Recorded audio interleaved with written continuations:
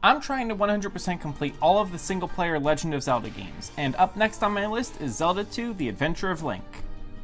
Now, most people know this game as that weird one from the NES, but I happen to actually really like this game and I've played it more times than I can count. So it should probably be pretty easy for me to complete it this time. But before I get started, if you enjoyed this video and if you're looking forward to seeing me 100% complete the rest of the series, please leave a like and consider subscribing. And now, let's get started. Alright, so what are the criteria for 100% completion here? Well, I need to fully level up Link, of course, which means getting to level 8 on attack, magic, and health. I also need to get all of the spells and all of the items. And that does include the 6 Link dolls that are scattered around Hyrule. And I need to collect all of the extra hearts and magic containers. Now, unlike Zelda 1, I am not considering completing both quests as necessary, as the second quest is basically exactly the same as the first, except much easier as you start with all the levels that you had from the previous playthrough.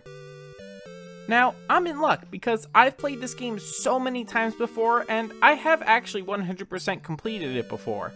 But, for the sake of YouTube, I'll do it again. My first step whenever I play this game is to level up at least a few times before heading to the first palace. I usually head directly for this clump of trees here, where you can get an XP bag, which is actually enough to immediately bump Link up a level.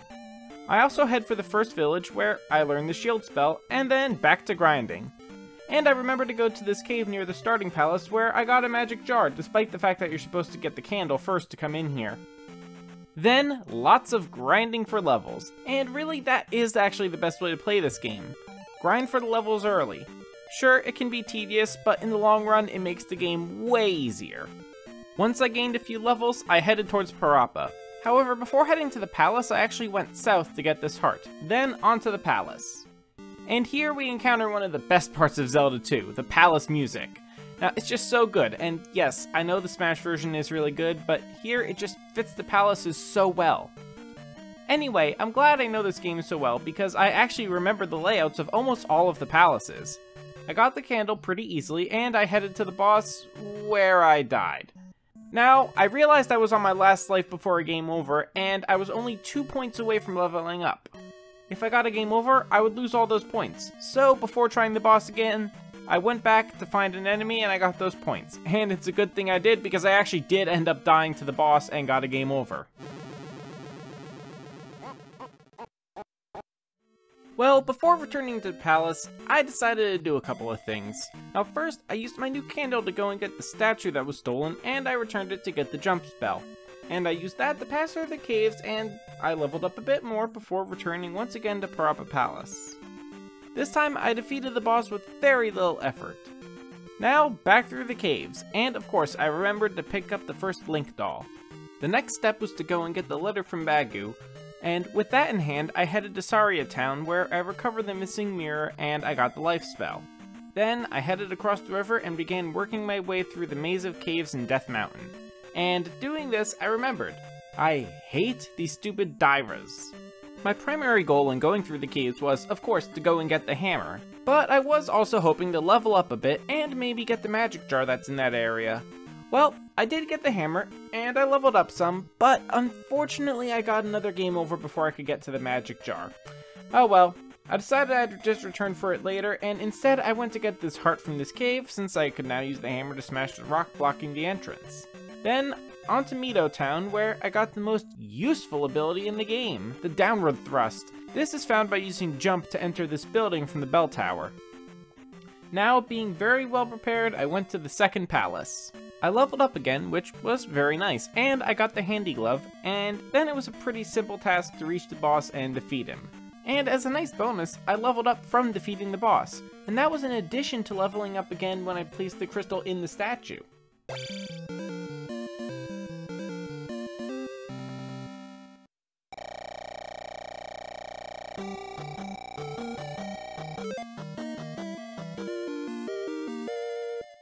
Back near Mido Town, I got another Link doll, and then I took the bridge shortcut across to Death Mountain. Now, this was just to get the magic jar that I missed before, and once I got it, all I had left to do before the third palace was get the medicine and bring it back to Mido Town so I could get the fairy spell. Now, at the third dungeon, I was making some progress, and got a game over. And this highlights my only real complaint about this game. Except in the Great Palace, whenever you get a game over, you have to go back and start at the North Castle. And you have to trek all the way back to wherever you died. Now, I'm not saying it's difficult, because it really isn't. It's just kind of annoying. Well, back at the palace, the only real trouble I had was with these stupid mouse. I ended up just using Fairy to get out of there, because I could not for the life of me get out by jumping. Also, I did actually forget to get the raft on my first time through, so after defeating the boss, I went back in to retrieve it.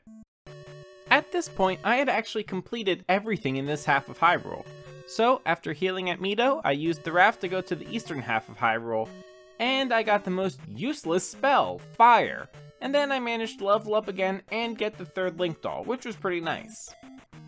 Now, my next stop was the Maze Island, where I recovered the missing child and I got another magic jar. And then, of course, I got the Reflect spell and also the Upward Thrust attack. And then I actually discovered one of the best ways to level up in this game. In this area, getting into a fight in the trees will give you a bunch of these floating eyeball idiots to fight, and they give you 20 points each when you defeat them, meaning you usually get around 100 points per fight. Now, it was a long and tedious process, but I got Link leveled up to level 7 for attack, 7 for magic, and 8 for life. Now that guaranteed that I would actually be able to get fully leveled up, as at the end of each palace, Link can level up. And I only needed to level up 2 more times, and I had more than 2 palaces left to complete. Well, on to the Maze Palace. I got the hover boots, but unfortunately I actually got a game over before I could make it to the boss. Now, instead of going right back, I actually got kind of distracted. I first went to get the heart from the ocean, but since I was there, I decided to go into that palace. Now, I got the flute and I made my way to the boss and defeated him pretty easily. So, once again, before going to the Maze Palace, I got distracted. Since I had the flute, I was actually able to go south where I got the last overworld Link doll. The remaining 2 would be in the 6th Palace and the Great Palace. Well, onto the hidden town of Kasuto, where I got the last magic jar, which was awesome, and I got the most creatively named spell ever. Spell! Of course, I used that and I got the magic key. I also made a detour to get the last heart container, so now Link had full health and full magic, which was pretty awesome. At this point, I actually did go back to the Maze Palace, where I had to do the most boring boss fight ever.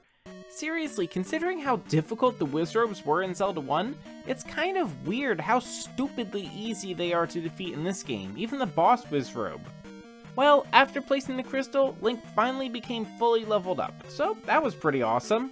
All that was left at this point was to get the last 2 Link dolls, get the cross, get the Thunder Spell, and beat the last 2 dungeons. Well, getting the cross was of course very easy, as was getting the Link doll in this dungeon. Unfortunately, I got a game over at the boss. The first death was just because I had really low health, but the second death was kind of stupid. I tried to down thrust with my sword on his head, and it didn't go so well. I fell in the lava. Oh well. Now this was annoying just because it's such a long journey back here from the start.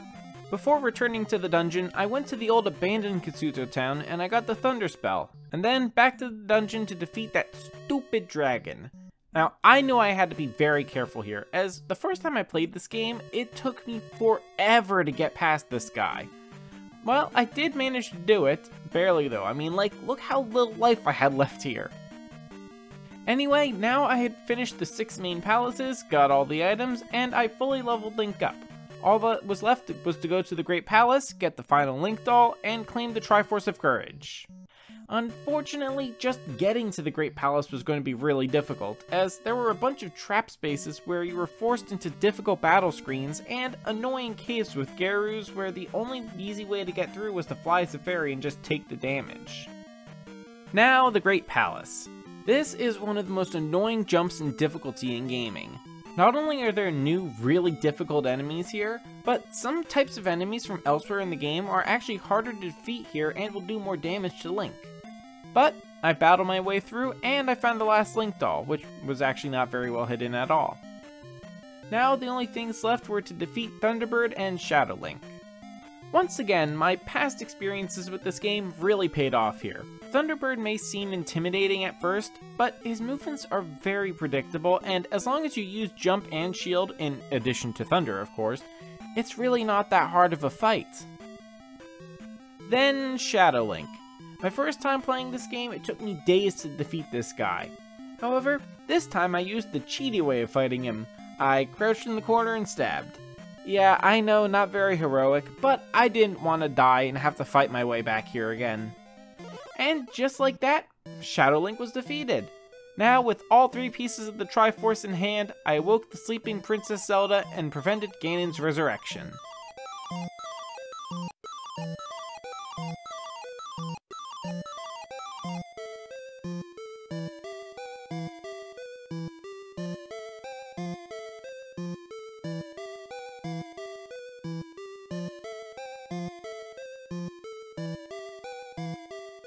So like I figured, this game was way easier to complete than Zelda 1, and like every time when I play it, it was a lot of fun. This game is pretty underrated in my opinion, and if you haven't played it, you should really give it a chance. Thank you so much for watching. If you enjoyed the video, please leave a like and consider subscribing. So now I've completed both of the NES Zelda games, the next thing we're going to be moving on to is one of the greatest games ever made, A Link to the Past. Now if you're looking forward to watching me try to 100% complete that masterpiece, make sure you subscribe before you go. Well, until next time, so long.